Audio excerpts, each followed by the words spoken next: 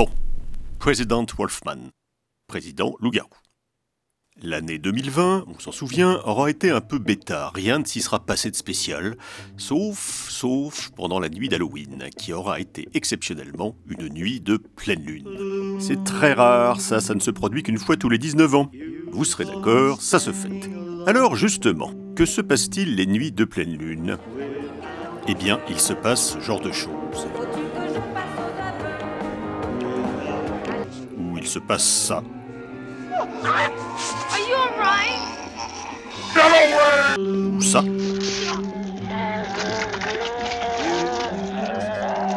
Ou bien ça.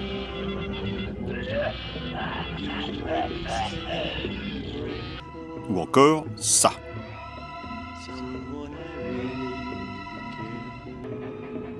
Ou alors ça. Oui, les nuits de pleine lune, dans les films, les loups-garous deviennent des loups-garous.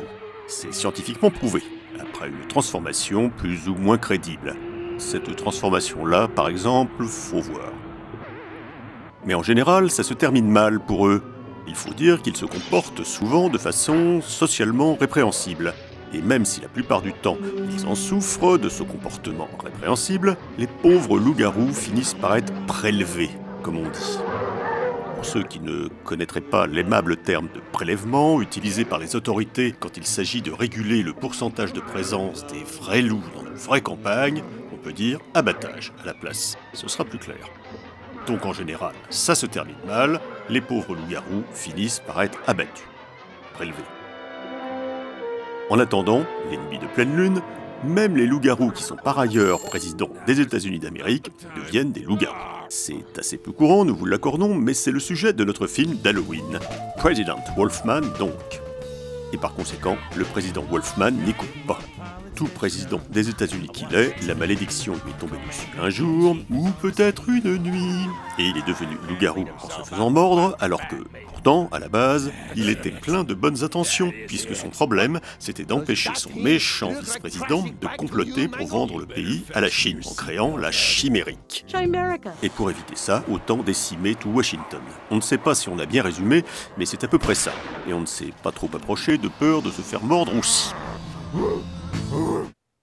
Ah, ce President Wolfman de 2012 a été présenté par ses auteurs comme un green film.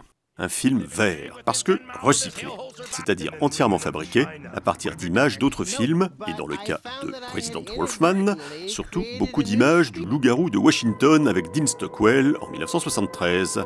Un film que Mike Davis, le réalisateur de President Wolfman, dit d'ailleurs ne jamais avoir voulu voir dans sa continuité.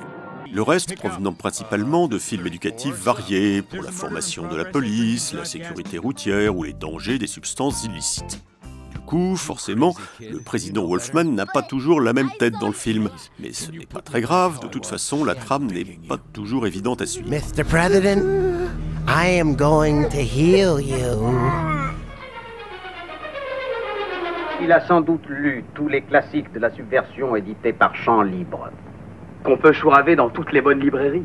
Mais ce President Wolfman n'est pas seul à entrer dans la catégorie des green films, les films recyclés. Il est 5 heures, Paris s'éveille. Du reste, nous avions hésité pour cette chronique d'Halloween entre President Wolfman et un autre film détourné et fabriqué à partir d'images d'autres films. Non, pas La dialectique peut-elle casser des briques de René Viennet. I'm dying. Call my rabbi. Non, pas What's Up Tiger Lily. Non plus, Lily la tigresse de Woody Allen. Non, tout cela n'était pas assez Halloween. Nous avions toutefois hésité à parler d'un autre film qui pouvait bien coller pour Halloween.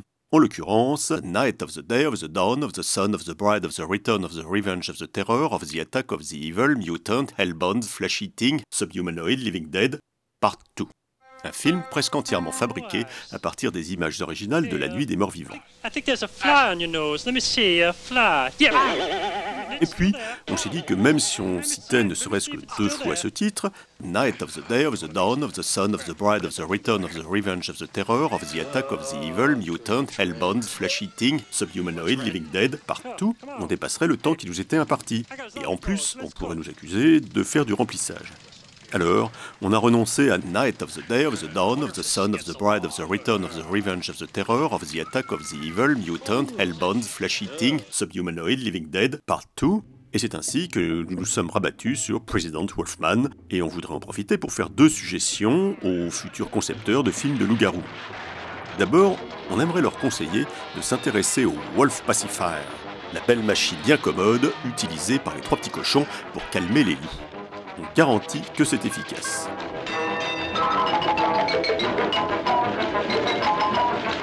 Et puis ensuite, on voudrait leur faire remarquer que les loups, ça peut être gentil.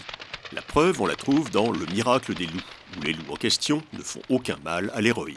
D'accord, c'était quand même moins une, parce que Jean Marais a un peu lambiné pour arriver. Il est même carrément arrivé quand tout était terminé. Mais à la fin, ça ne l'empêche pas d'embrasser l'héroïne. Bon. Et puis en fait, c'était des bergers allemands, il paraît.